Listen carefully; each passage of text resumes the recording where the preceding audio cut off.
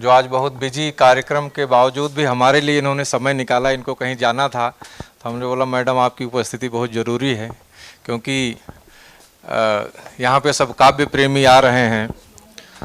तो एक तो होता है कि हिंदी संस्थान उत्तर प्रदेश लखनऊ एक सरकारी संस्थान है, तो उसकी प्रधान संपादक के पद पर आसीन हमारी बड़ी बहन बहुत सारे क्रियाकलापों में सदैव बिजी रहती हैं।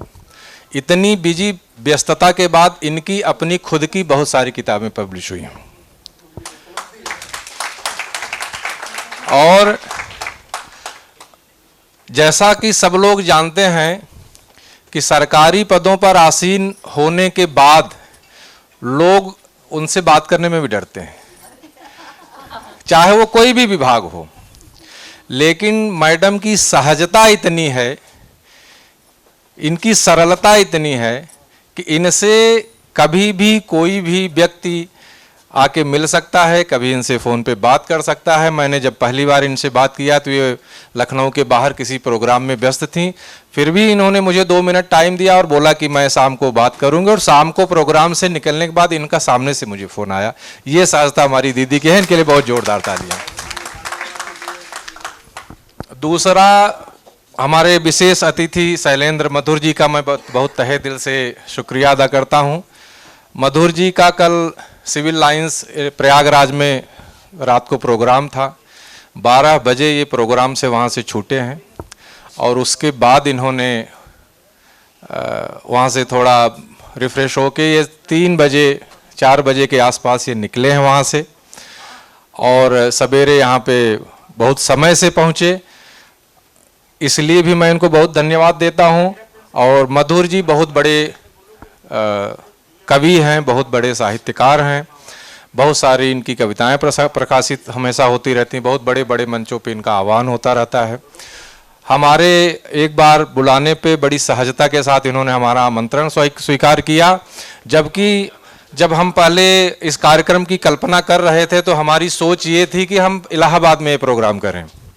लेकिन चूँकि बहुत सारे लोग जो आने वाले थे उन्होंने बताया कि लखनऊ एक राजधानी है, यहाँ पे आवागमन की अच्छी सुविधा है, बहुत जगह से लोग पहुँच सकते हैं, तो हमने यह प्रोग्राम लखनऊ में किया। और हमने उस समय मधुर जी से बोला था कि प्रयागराज में हम प्रोग्राम कर रहे हैं, आपको प्रयागराज में रहना है। लेकिन प्रोग्राम हमने लखनऊ में किया और हमारे मधुर जी मधुरता के साथ लखनऊ तक चल के आए हैं, इसलिए इनका बहुत बहुत धन्यवाद। उसके बाद मैं अभिनंदन और स्वागत करता हूं हमारी बड़ी बहन सरिता निर्झरा जी का। सरिता जी का एक मंच है काव्य का, साहित्य का। मैंने जैसे बताया कि पहली बार मैं इन्हीं के मंच में गया था, इन्हीं के इस प्रारूप को देखा था, तो मुझे लगा कि दीदी तो बहुत अच्छा कर रही हैं। और हम दोनों के बड़े भैया हैं, एक कैप्टन अजय पांडे जी जो इनके बड़े भाई हैं, वो इस समय मतलब हम लोग कारपोरेट में हैं, तो कारपोरेट में लॉस प्रिवेंशन सिक्योरिटी के बहुत माने जाने चेहरे हैं, पूरे हिंदुस्तान में उनको लोग जानते हैं, रिलायंस में सर्विस कर चुके हैं। तो जब मैं उनसे एक बार बात कर रहा था और बहन जी के बारे में ऐसे कुछ चर्चा हो, वो बोले कि तुम भी फालतू पैसे खर्चा करते हो, बहन जी भी फालतू पैसे खर्चा करते हो। तो मुझे बड़ी उस बात को सुन के मुझे बड़ी प्रसन्नता हुई। मैं बोला परिवार में कम से कम 2 लोग तो हो गए। तो दीदी यहाँ पे उपस्थित है, इनका मैं तहे दिल से आभार प्रकट करता हूँ। बहुत बहुत धन्यवाद दीदी।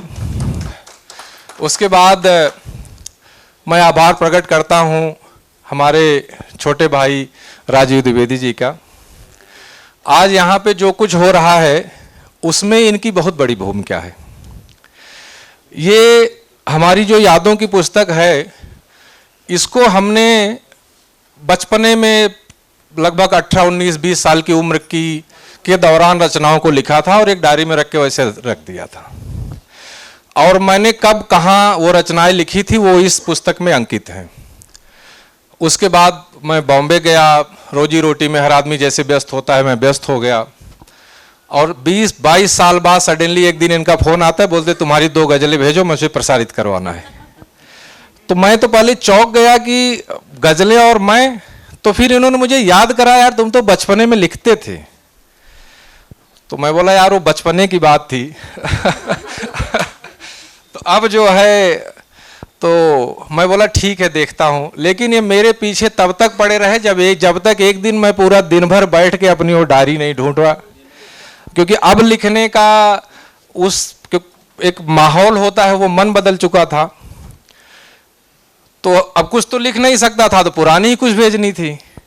तो वो डायरी में से 2-4 गजलें इनको भेजी। इन्होंने इनकी बहुत सारी साझा काव्य पुस्तकें प्रकाशित होती हैं। इनको उत्तर प्रदेश उप मुख्यमंत्री हमारे जब केशव मौर्य जी से सम्मान मिल चुका है, ब्रजेश पाठक जी से सम्मान मिल चुका है। तो इन्होंने मुझे एक बार फिर से वो हमारे मन में एक ज्योति जलाई कि मैं उस विधा की तरफ फिर से अग्रसर हुआ, और उसके बाद फिर से लेखनी उठाई, तो धीरे धीरे कुछ फिर से लिखने का प्रयास कर रहा हूँ। तो राजीव जी के लिए जोरदार तालियां। उसके बाद मैं बहुत आभार प्रकट करता हूं हमारी संजू जी का। संजू जी इलाहाबाद यूनिवर्सिटी में ह्यूमन एम्पावरमेंट जो महिला विशेषज्ञ विषय है उसकी ये प्रोफेसर हैं। और इतने बिजी शेड्यूल के बाद, एक तो क्या होता है कि वुमेन एम्पावरमेंट लखनऊ विश्वविद्यालय में, एक तो वुमेन एम्पावरमेंट होता है जिसमें औरतों की मजबूरियां और उनको उठाने का प्रयास किया जाता है, और एक गजलें होती जिनमें औरतों को बेवफा बोला जाता है। तो उस दोनों के क्रम को एक साथ निभा पाना ये संजू जी ही कर सकती हैं, दूसरे के बस की बात नहीं। इनके लिए बहुत बहुत बधाई, बहुत बहुत धन्यवाद। उसके बाद मैं आभार प्रकट करना चाहूँगा हमारे अतिथि अवनीश त्रिवेदी जी का। अवनीश जी सीतापुर से चल के आए हुए हैं, आप एक बार खड़े हो जाइए, सब आपको देख लें। तो अवनीश जी सीतापुर से चल के आए हुए हैं। काव्य कला सेवा संस्थान करके इनका एक मंच है।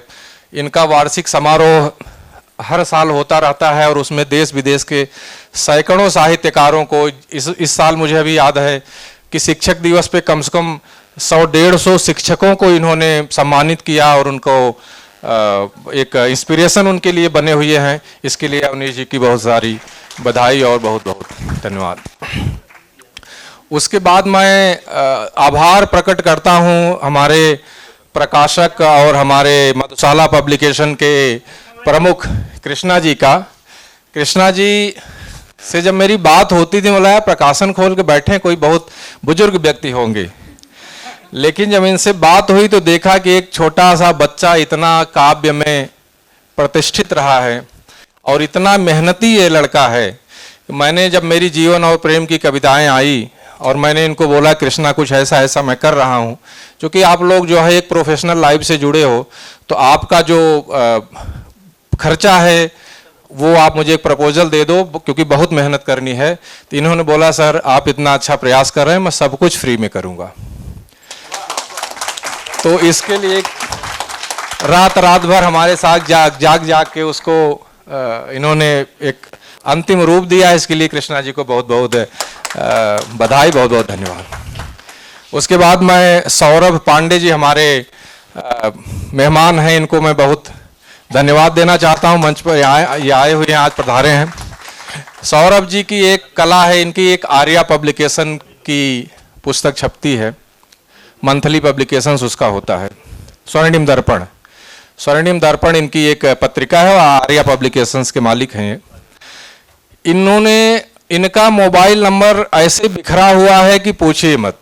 मैं जब बॉम्बे में रहता था तो मुझे 4-5 लोग इनका मैसेज भेज देते थे। बोला कौन है ये आदमी, तो पता चला कि आज तक 4-5 साल से ये जो अपनी संस्था चला रहे हैं स्वर्णिम दर्पण, उसमें ये कविताएं प्रकाशित करते हैं और आज तक किसी से इन्होंने 1 रुपया नहीं लिया है। ये फ्री में प्रकाशित करते हैं, फ्री में घर तक किताब भिजवाते हैं। कैसे करते हैं यही जाने, तो इसके लिए इनका बहुत बहुत धन्यवाद, बहुत बहुत बधाई।